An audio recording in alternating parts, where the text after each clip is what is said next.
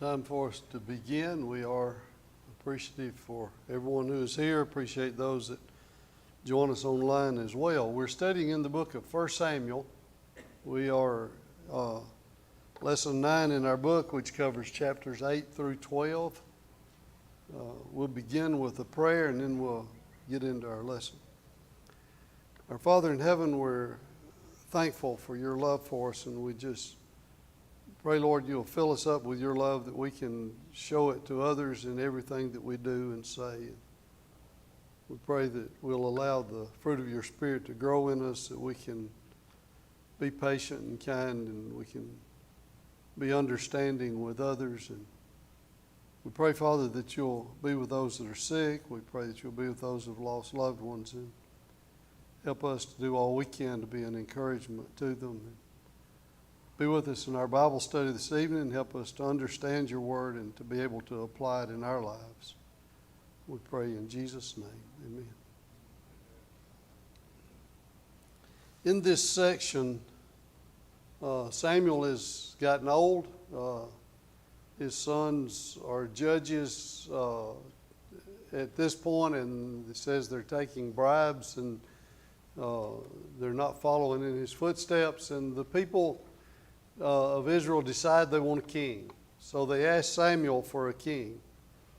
Well, Samuel takes it very personal, and so he goes to God about it, and God tells him, don't be upset about it because they're not rejecting you, they're rejecting me. And he said, I never thought about them having a king, and I'm their king, but if they want a king, let them have it.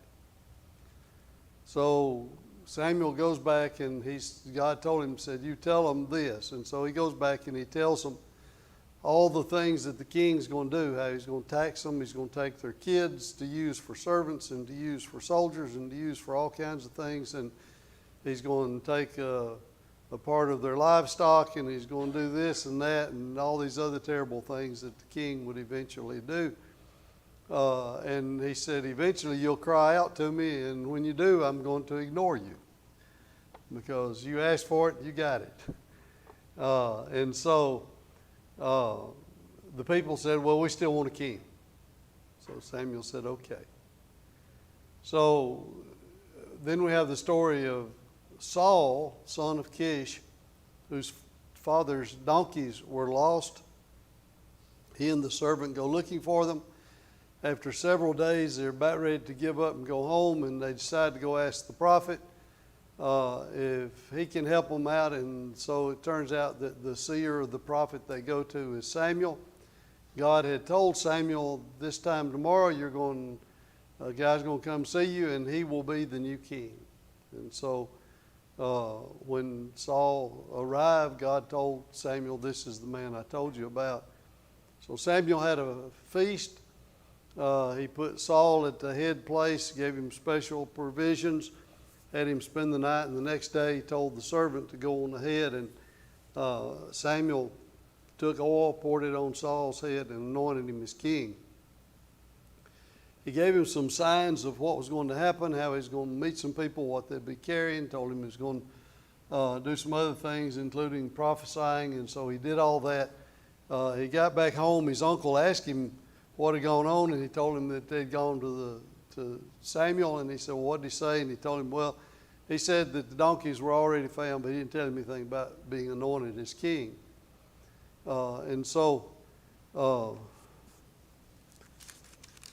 then Samuel calls the people together, and he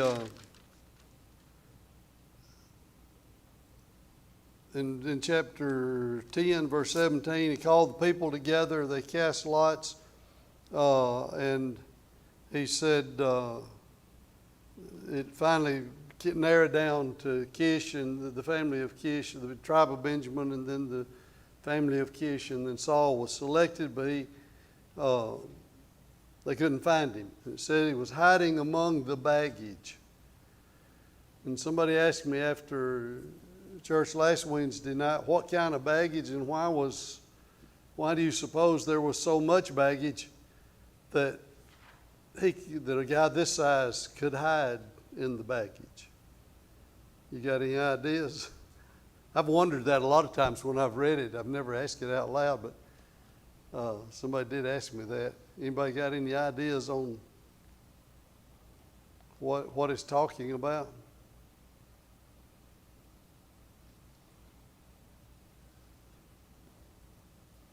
That's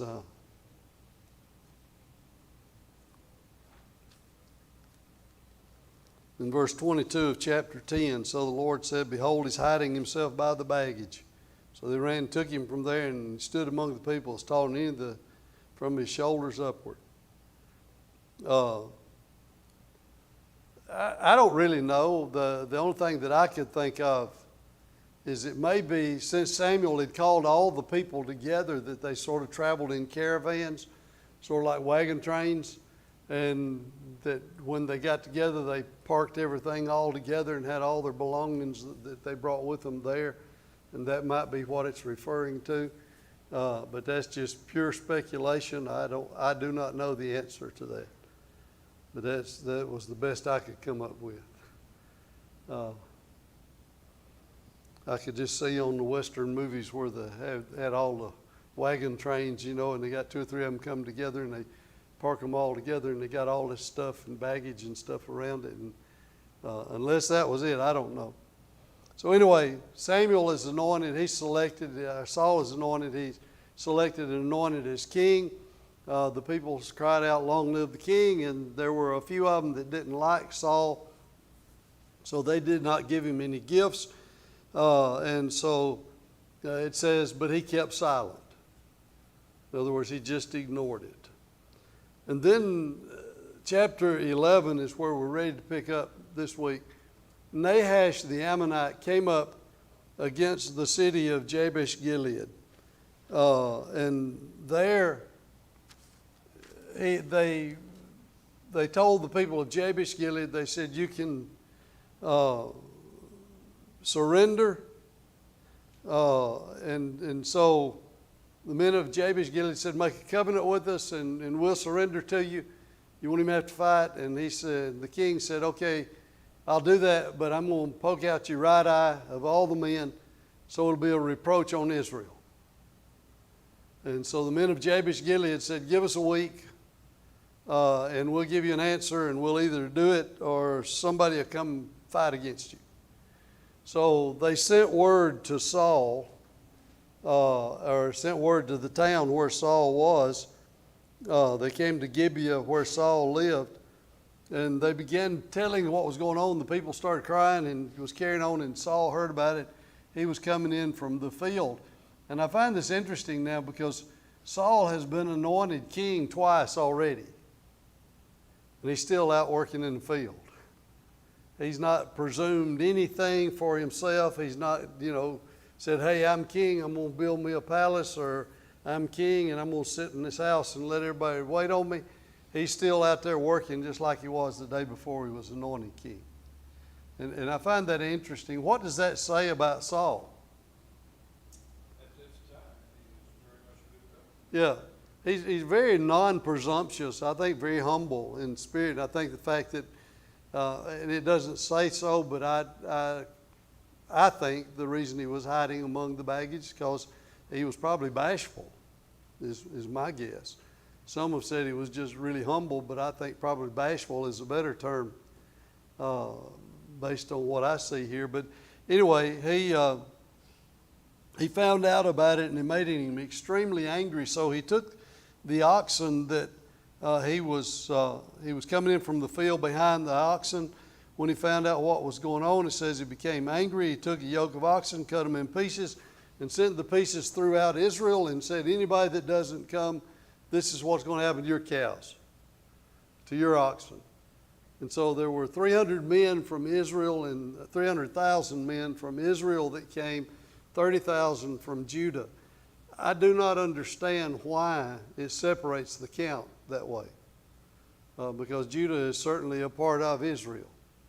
But don't you think Judah was a predominant tribe? It probably was, and that could be why, I don't know. But it separates it for some reason. And it does that every once in a while. I know there's another story that I was reading, and in fact the one that I used Sunday night about Asa, and it talks about 500,000 from Israel and 80,000 from one of the tribes. So it does that sometimes, and why, I don't really understand the why. But you know, some of the tribes never really count up. Yeah, I mean, they're just there somewhat. yeah. You never see a hero coming out of the See anything really come much from them. Yeah. Judah, you read the most, it seems, about Judah and Benjamin and Ephraim in the Old Testament. Those seem to be the ones that you read about the most. So anyway, so all these men showed up, and Saul divided them up into 3 companies. And early the next morning, the men of Jabesh Gilead said, okay, tomorrow you come and we'll give ourselves up. Well, early the next morning, these 300,000 or 330,000 of them showed up and completely conquered the people, the Ammonites, and delivered the people of Jabesh Gilead. Somebody suggested to Samuel, we need to take the men that rejected Saul and kill them. And it doesn't give us any response from Samuel, but Saul said, no, leave them alone. God has given us a victory today. We're not going to kill anybody. Again, I think this shows us the attitude of Saul. He certainly was not vengeful. He was not trying to build himself up by destroying other people. And this would have been a very common thing in their time when a man became king. If anybody opposed him, normally that meant they got killed. You know, in our government, if we get a new president and it's the different party from what was in there previously, then all the high officials get fired. In those days, and they didn't fire them, they just killed them. That way you didn't have to worry about them coming back. No carryover, no working behind your back, anything else. You just execute them. That's the way you get rid of them. And so that was normal. That was the normal thing to do for Saul. So for Saul not to do that really, I think, says something big about Saul. And so I think in everything that we read, and I've read some things that don't seem to emphasize, and the book seems to pretty much, but I think everything we read about Saul in the beginning, Saul was a good man. He was really wanting to do what was right. He was very humble. He was not self-assuming at all, but was willing to just, do whatever he could do to serve Israel. So Samuel called the people together. He said, behold, I've listened to your voice, chapter 12, and all that you said to me, and I've appointed a king over you. Now here's the king walking before you. I'm old and gray. My sons are with you, and I've walked before you from my youth to this day. Was that literally true? In his case, it was, wasn't it? He had been working with Eli the high priest and the prophet and the judge from the earliest time, and so he continues. He just grew up in that job, and so he said, "Bear witness against me if I've done anything wrong." So he names all these things that somebody might accuse him of, and when they get through, they say, "You haven't done any of this." And so they said, the Lord is witness, we have nothing against you. So Samuel said to the people, verse 6, it is the Lord who appointed Moses and Aaron, who brought your fathers up from the land of Egypt. And now take your stand that I may plead with you before the Lord concerning all the righteous acts, Lord, which he did for you and your fathers. And so he recounts what God has done for them, and he names 3 of the judges and 3 of their enemies, and tells how God delivered them from those enemies, and how that they need to put their trust in God. He said, now you saw Nahash, king of the sons of Ammon, come against you, and you said you wanted a king, you wanted somebody to lead you out, and so here's your king. And he said, if you will fear the Lord and serve the king, then God will be with you if the king continues to serve the Lord. So you've got to serve the Lord. The king's got to serve the Lord. And if you do, God will bless you. If you don't, then you're going to be in trouble. And, of course, we've heard that same song with the judges. We heard the same song with the prophets. We heard this, and we'll hear it multiple times with the kings after this. God just told them and told them and told them. And he said, if you don't, then he's going to fight against you, and you're going to have problems, you're going to have trouble. So Samuel said, okay, to prove that what I'm telling you really is true, and to prove to you that God really is displeased with you and that you have sinned by asking for a king, it's harvest time, which means it doesn't rain. And he said, I'm going to ask God to make it rain. And he did, and thunder and lightning came and rain came, and the people were very penitent and said that they had sinned greatly, and to pray for them. And he said, I will pray for you. And he said, just do what's right, and God's not going to destroy you or anything like that. But he said, the Lord will not abandon his people on account of his great name, because the Lord has been pleased to make you a people for himself. Far be it from me that I should sin against the Lord by ceasing to pray for you, but I will instruct you in the good and right way. Fear the Lord, serve him in truth with all your heart, and consider the great things he's done for you, because if you still do wickedly, both you and your king will be swept away. So he's just very plain and blunt with them, tells them this is what's going to happen. All right, any questions on chapter 11 or 12? Anybody got any?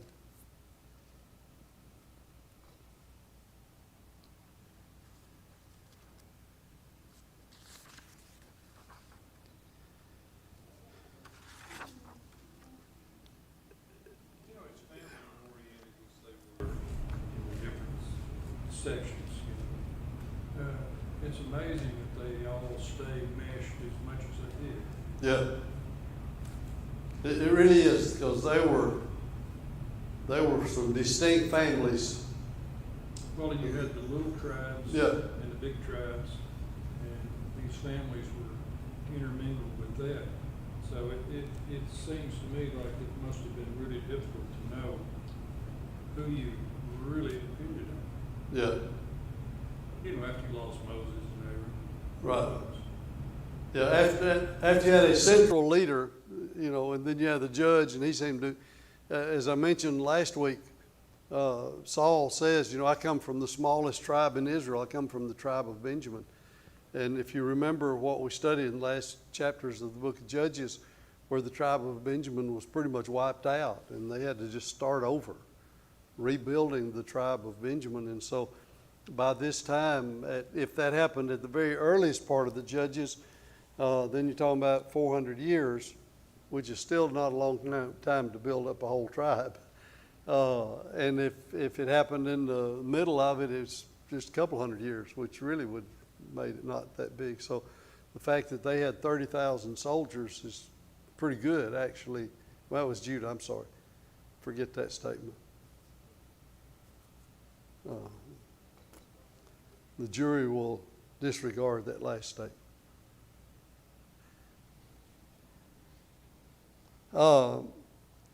At the bottom of page 51, the first page of this lesson, says, discuss the corruption in Samuel's family that caused the people to begin thinking about a better way to rule the nation.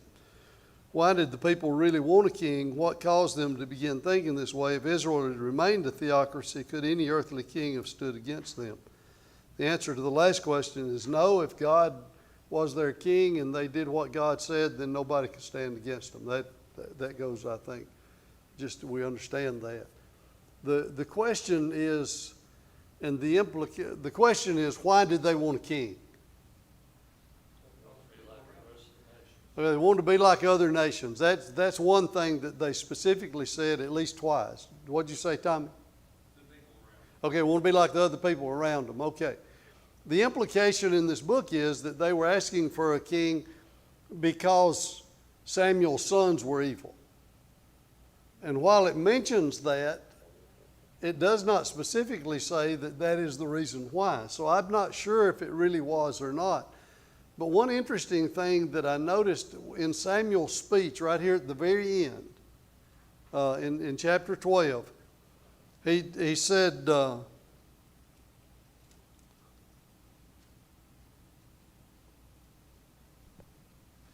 me see.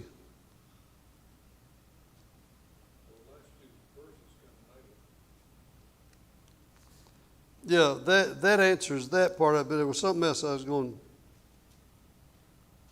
Now, verse 12. He's talking about what God has done with Jerubbaal and with Bedan and Jephthah and Samuel and so on. In verse 12 he says, when you saw that Nahash the king of the sons of Ammon came against you, you said to me, no, but a king shall reign over us, although the Lord your God was your king. So, for whatever reason, when the king of Ammon came up against them with his army, seems to be what motivated them to ask for a king. Now, why, I don't know. Maybe it's because there was not a leader that was capable of taking them into battle at that time. Samuel was old and probably couldn't, and his sons probably weren't fit for that, and so I don't know. I wondered if that's though, and I don't remember ever reading that statement until I was studying this lesson that it was at this point that they asked for the king. Well, if they saw what Samuel's offspring were coming to be, you can kind of understand them seeking a king. Yeah. Because his sons were. His sons were wicked, and they were taking bribes, and they were not the kind of people you wanted leading the nation at all. So, that may have been a part of it and related to it. I certainly would not say that it was not. Now, that goes to tell me that the teaching of your children doesn't always turn out the way you want it to. His didn't. Well, his didn't, but did he teach them? I don't know if he did or not. It doesn't say that he did. Like the kind of man that he was. Well, you'd think so, but you'd think Eli, the high priest, would have taught his kids too. Yeah, but and he makes a point here about what's the difference between why was Eli punished and his family punished for his kids being unfaithful and Samuel was not. What do you think could be the reason why? Okay.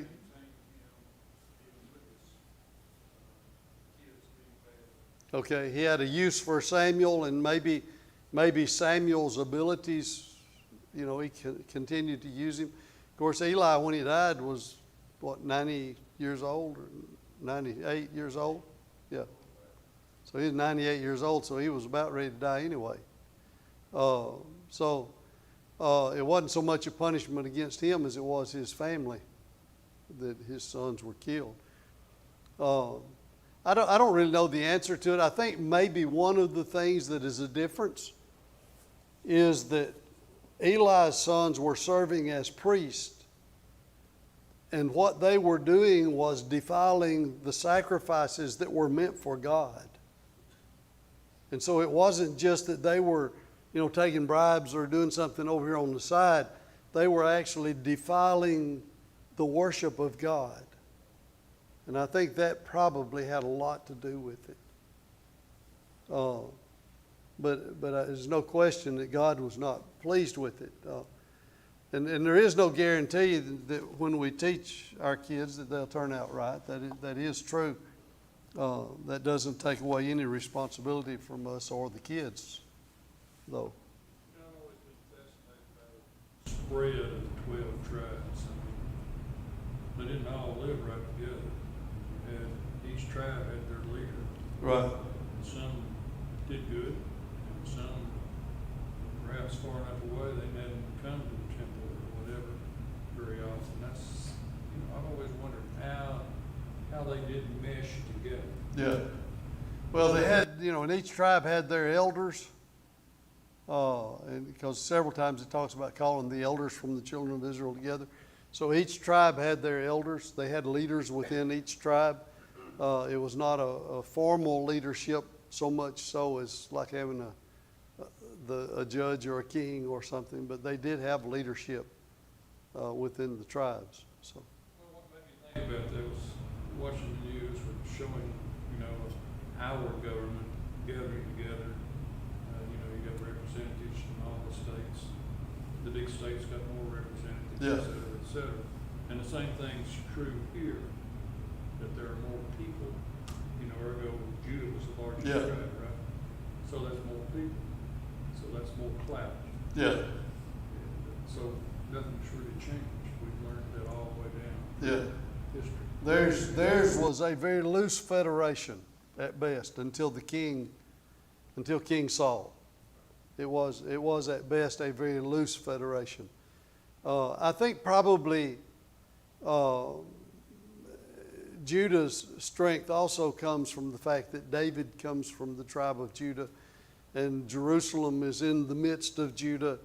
It becomes the capital city, and so as time goes on, and I'm not sure if at this point how much clout Judah may have had or may not have had, although their size may have given them clout, but there's no question that later Judah developed a lot of clout because of the throne of David. Probably Judah itself was as much as the rest of the tribes put together. Could have been, yeah. It was a lot. All right.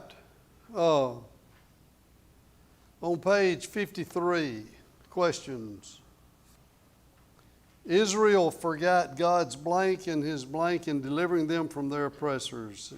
Forgot God's might and his justice. Okay. That's found on page 51, and that's the way he words it. I look back in the Bible to try to find something that is even close to that statement, and I don't really find it. That's more just a summation of how he sees it as happening. I think it's true. I do think that's true, that they tended to do that. They would forget what God had done for them. That's why Samuel in chapter 12 pleads with them, don't forget what God has done for you and how he has taken care of you, and you've got to serve him or he's going to destroy you. Samuel's sons were rejected by the nation from leadership because they turned aside after blank took blank and perverted blank. They turned aside after money. They took bribes and perverted justice or judgment. Okay. And in the text, it just says that they took bribes, at least in the New American Standard. So, and perverted justice, it says. In other words, they were taking bribes. If two people came to court, whichever one paid the judge the most got the verdict and the judgment in their favor. Is basically what that's saying. So, in too many places it does, yes.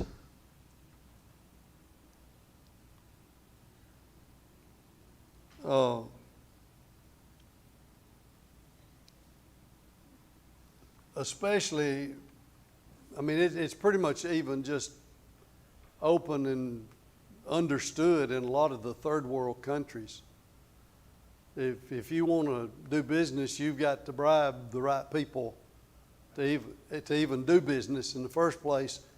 If you want to stay in business, you got to continue to bribe some of the right people to stay in business. I'm telling you, shipments can get caught up in customs and can stay there for months. However, if the right person gets enough money, they can move through in days. And I have witnessed that on different occasions. Seen it happen in things that were being shipped. So that's not unusual for people to. Yeah. You know, It's just- corporations go over there to establish things, and they got to spend some money, Yeah. which they would have got here in the States or in Europe or wherever, if they tried the same thing, crank up a thing, they would get put in jail themselves. Yeah. Yeah, and it is just the way of life in many of the third world countries. All right, the people asked Samuel for a king. Okay. Samuel believed it was evidence of his rejection, but Blaine told him they were rejecting Blaine.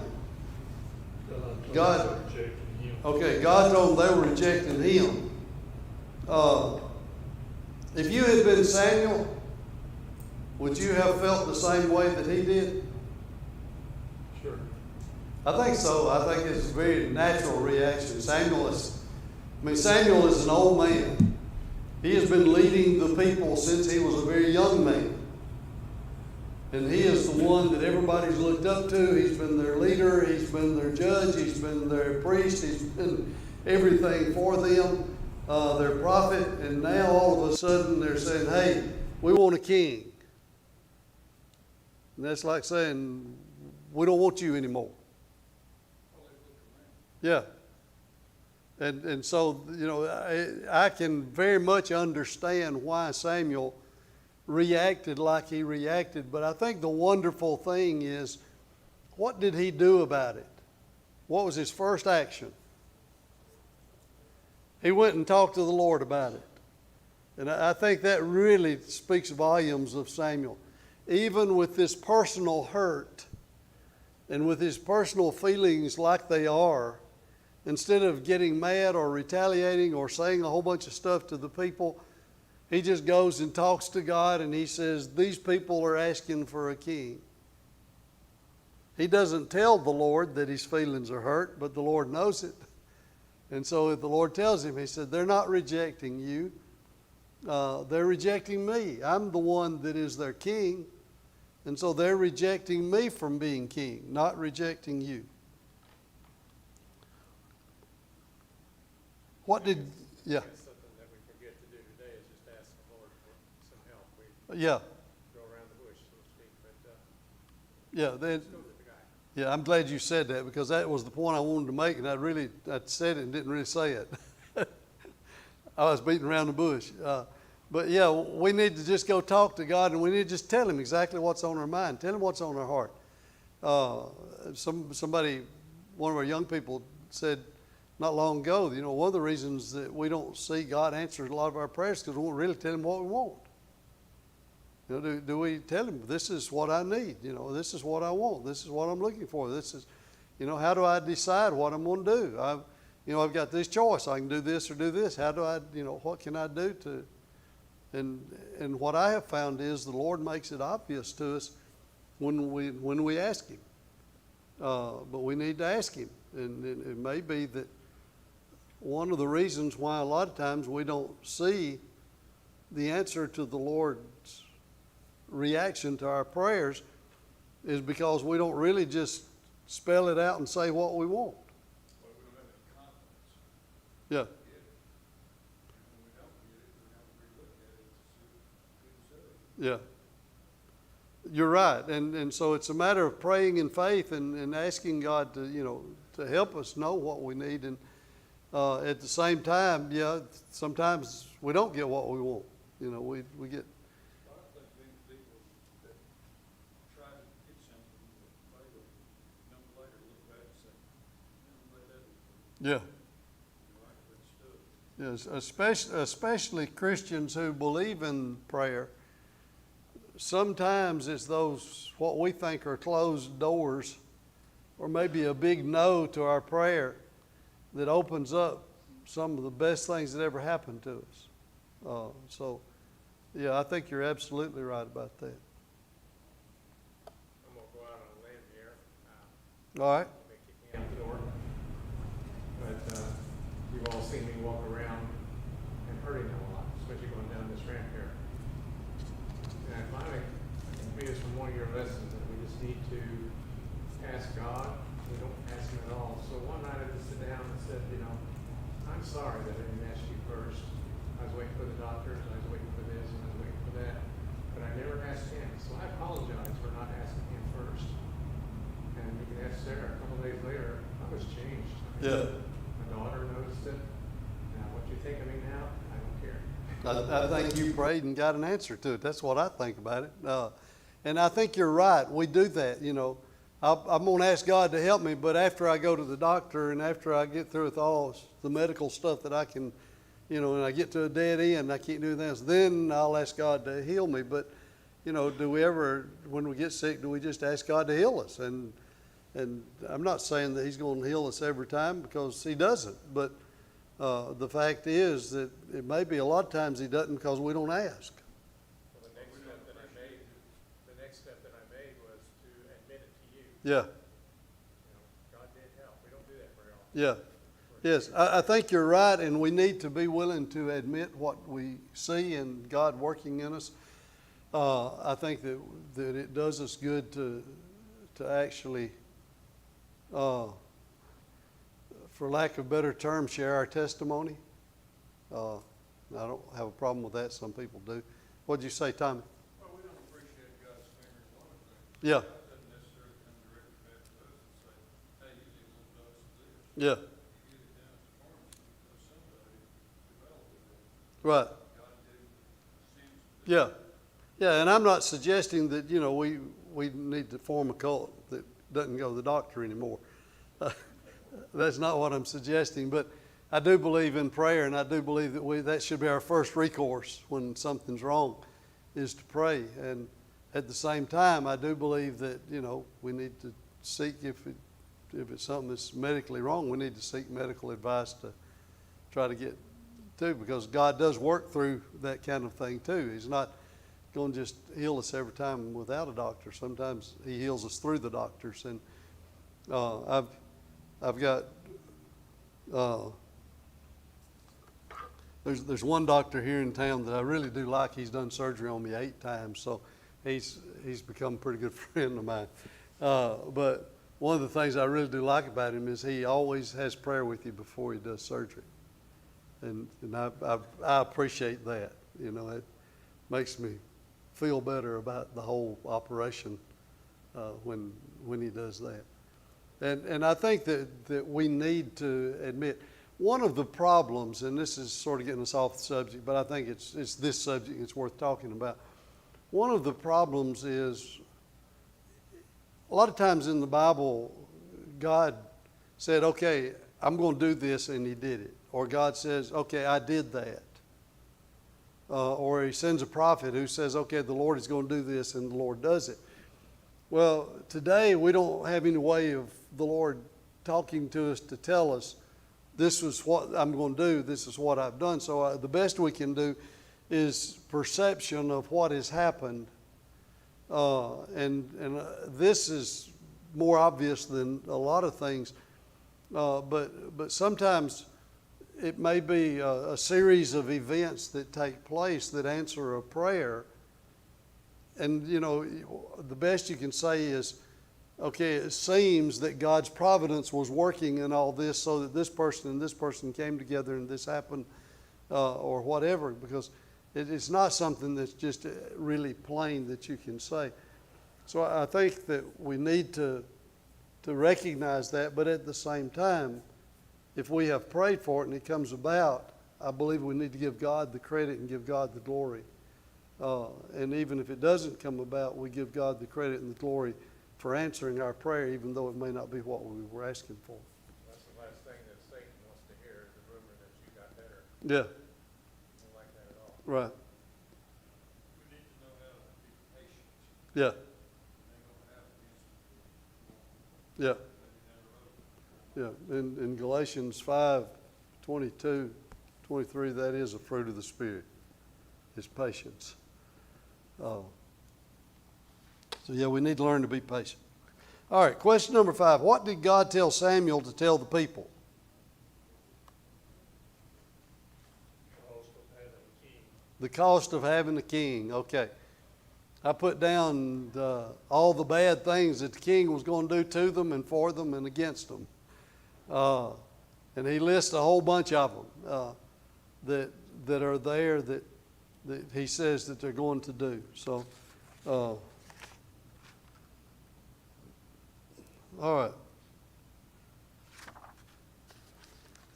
The next section, the questions on the next page, really deal with this.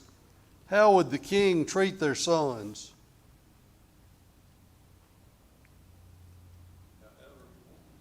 However he wanted to, okay. He's going to take them for a number of different things. He says he's going to take them for his army. He's going to make soldiers out of them, going to make commanders out of them. He's going to make, all these different people in his army. Not only that, the king's got a huge farm, so he's going to have some of them to come tend his flocks and tend his herds and take care of his donkeys and his mules and all this kind of stuff. So he's going to take your sons to do all of these different things for him. Now, what was he going to do with the daughters? Okay. It says there'll be perfumers and cooks and bakers. And so, what is a perfumer? Do what? Makes good odors, okay. I did not check any other translation on that.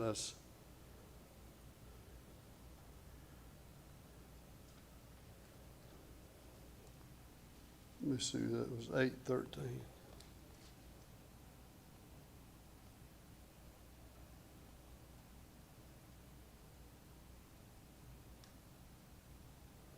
The New International says perfumers.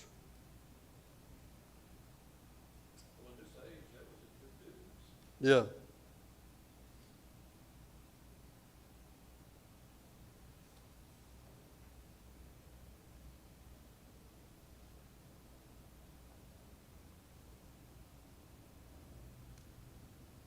Yeah, I checked 3 different translations and all of them say that. So,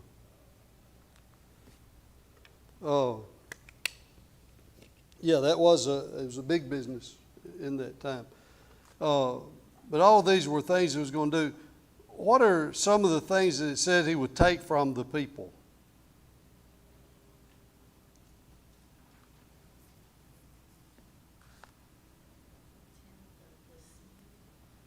A tenth of the seed, okay. Okay. Actually, verses 14 through 17 of chapter 8 list a number of things. It says, he'll take the best of your fields, your vineyards, your olive groves, and give them to his servants. He'll take a tenth of your seed and your vineyards and give it to his officers and his servants. He'll take your male servants, your female servants, your best young men, your donkeys, and use them for his work. He'll take a tenth of your flock, and you yourselves will become servants. So he's going to just take some of everything, is basically what he's saying. Whatever you got that he wants, he's going to take it. Yeah. So the next one is, what 3 things would he tax? And I just read that. He said basically he's going to take a percentage of whatever you have, your flocks, your herds, your money, your grain, your seeds, whatever you have, he's going to take part of it. And that's going to be the taxes. I find that interesting that all of this is explained to them. When King Solomon died, what did the people complain about? You remember? They went to his son Rehoboam, and they said, your father has been really hard on us, and he's taxing us too much, and he's taking too much. And he said, well, let me have some time. And he asked his advisors, and he took the advice of the young ones and said, you ain't seen nothing yet. It's going to get worse. And so the 10 northern tribes pulled away, and Israel and Judah divided. So, okay. Lord willing, I will not be here next week. Eric will be teaching for me, and I appreciate it very much. And he'll pick up with question. Next week, I will be here. I'm sorry, week after next. Yeah, following week. Okay, scratch all that. Jury will disregard the last comment.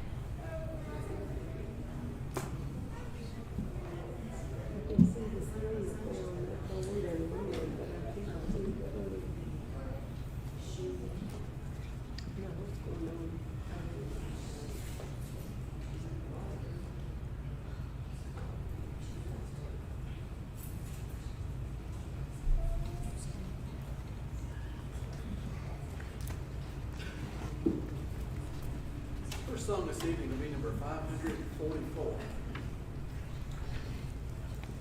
Number 544.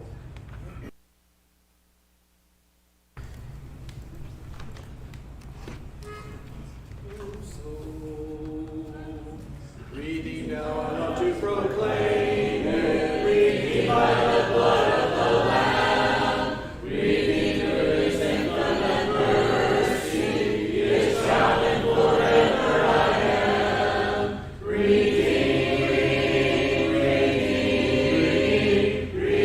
by the blood of the Lamb,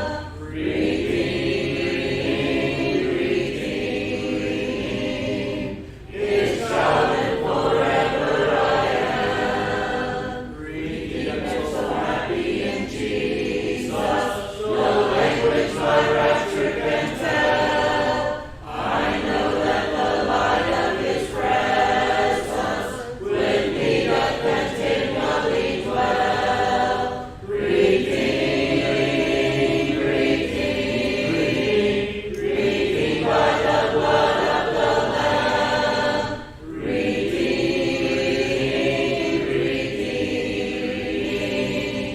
His child and forever I am. I know I shall see in His beauty the King in whose law I delight, who lovingly guardeth my footsteps and giveth me songs in the night. Redeemed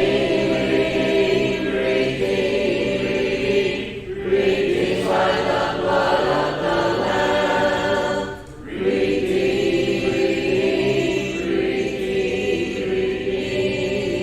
His child and forever I am. Number 738. Number 738.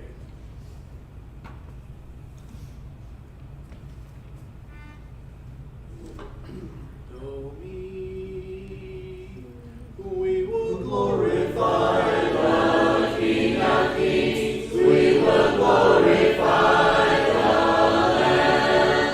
We will glorify the Lord of Lords, who is the great I am. Lord Jehovah reigns in majesty. We will bow before His throne. We will worship Him in righteousness. We worship Him alone. He is Lord of heaven, Lord of earth. He is Lord of all who live. He is Lord above the universe. All praise to Him we give. Hallelujah to the King of Kings. Hallelujah to the Lamb. Hallelujah to the Lord of Lords, who is the great I am. Our song of invitation will be the first and last verse of number 772. I'd like to ask Brother Joe if he would please pray. Father, I want to thank you for the opportunity to come and worship you, friends and family, Lord. Father, I want to thank you for this 2-hour escape from the world, Lord, that we have to live in until we get to come home. And Father, just thank you again for the many blessings that we've received, Lord. Father, we don't deserve none of them. Lord, we're eternally grateful for the chances that you've given us, Lord, and the opportunities that we get to see every day. Father, continue to work with us and watch out for us this week and return safely again. In your name, amen. Amen.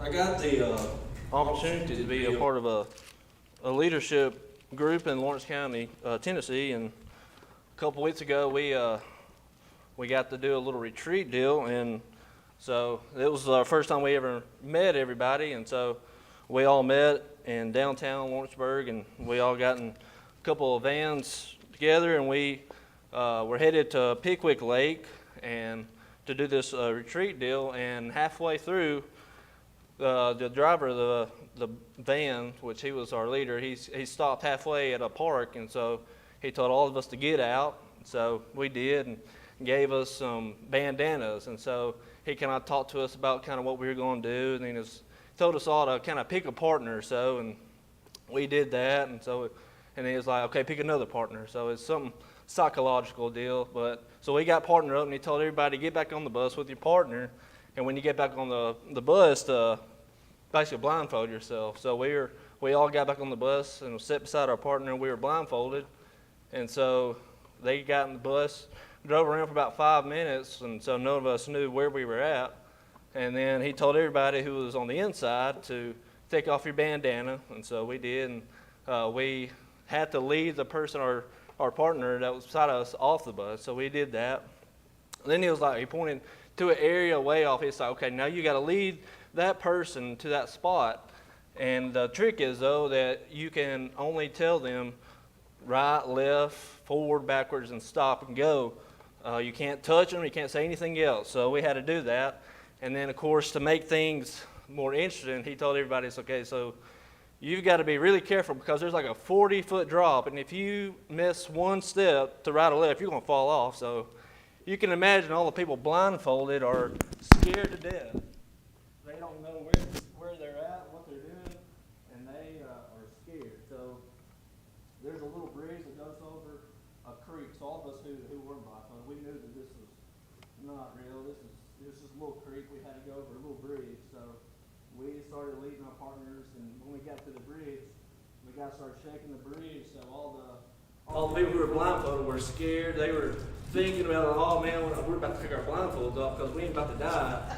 And so all these people were scared, and they weren't really trusting their partners. I mean, because you didn't know the person from nobody. This is someone you just first met, and you're trusting your life with this person directing you across this little bridge that you're thinking you're going to die if you fall off. But so we got across the other side, and once everybody got across, we kind of switched places. So the person who wasn't blindfolded was now blindfolded, and the person who was blindfolded now is going to lead the other person another place. So, but the trick was this time you could not say anything. All you could do was touch the person. So all of us who were blindfolded, we just basically put our hand on the shoulder and let that person lead us. And we did that pretty quickly.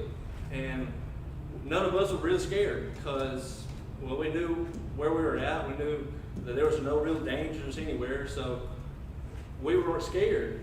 And of course, this whole activity was a trust activity to build trust. And so I was thinking about this and building trust and relationships with people you never met. And I think about our relationship with God and how we trust God, or do we trust God the way God expects us to trust? Are we going to be like the people who were first blindfolded, that are going, they don't know where they're going, they're scared out of their minds, they don't know where they're at, what they're doing? Do we really trust God to lead us in places that we don't know where we're going? We don't know what we're doing. We've never been there. Do we trust God to lead us through those paths? Or are we going to be like the person that, hey, I'm going to put my head on your shoulder and we're going to go. We're not scared because we know what we're doing. We trust you. We believe that you're going to take care of us.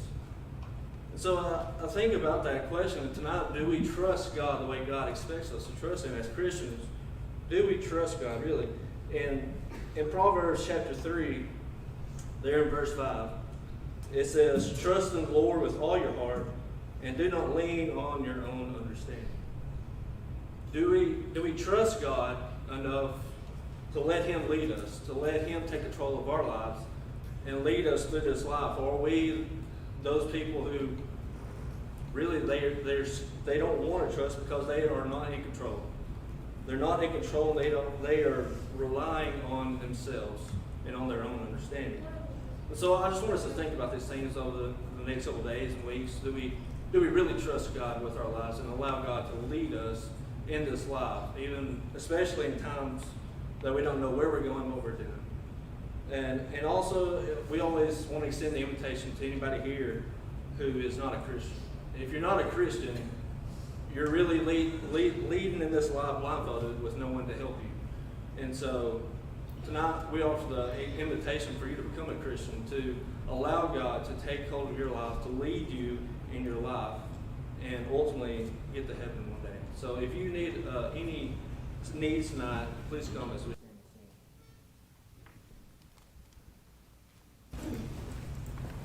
Why do you wait, dear brother? Oh, why do you tarry so long? Your Savior is waiting to give you a place in His sanctified throne. Why not? Why not? Why not come to Him now? Why not? Why not? Why not come to Him now? Why do you wait, dear brother?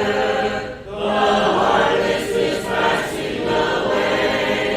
Your Savior is longing to bless you. There's danger and death in delay. Why not?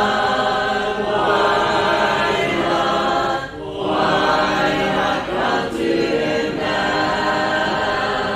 Why not? Why not? Why not come to Him now?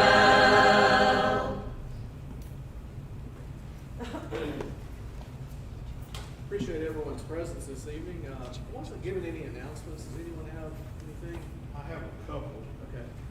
We announced Sunday, about Chris West, who's scheduled for his quadruple bypass surgery on Thursday. Due to a sinus infection, they've had to reschedule that, so it's now scheduled for Friday, September the 16th. So, let's keep praying for him. Hopefully he'll get over sinus infection and everything will go well for the surgery then, September 16th. And also, Sister Josephine Solomon passed away today. I don't have any arrangements or anything, but I got word of that this afternoon. So, Sister Josephine Solomon. That's all. Remember these in our prayers. Are there any other announcements need to be made? What was our attendance tonight? What was our attendance? 45. We got 45 here tonight. We're glad everyone could be here tonight. If there's nothing else, Brother Steve Lowe, with us in prayer. Heavenly Father, we thank you for this day and for all its many blessings. We're thankful we've had the opportunity to come out tonight and study another lesson from your word. Lord, we ask you to be with the sick, especially Chris Witt, be with him, help him do okay where he can have his surgery. And Lord, we ask you to be with the family of Miss Josephine Solomon, seeing as how she's passed. Help comfort them in any way that you can. Be with us now, Lord, as we depart. Forgive us of our sins and bring us back the next morning time. In Christ's name, amen. Amen.